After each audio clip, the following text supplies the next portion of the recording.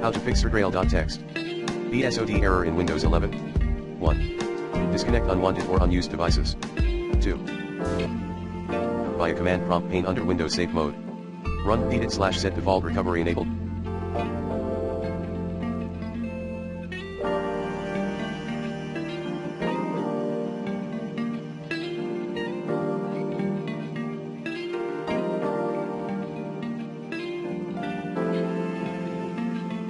No command there. 3. Repair master boot record, MBR, in command prompt pane under Windows Safe Mode. Run these commands there, bootreck.exe, /rebuild, bootreck.exe /fixboot, bootreck.exe, /fixboot4. Verify device partition in command prompt pane under Windows Safe Mode.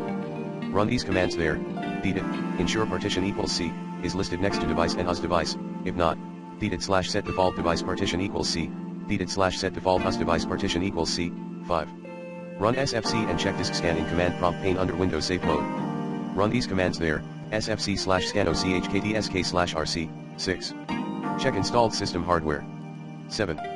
Reset your Windows 11 PC.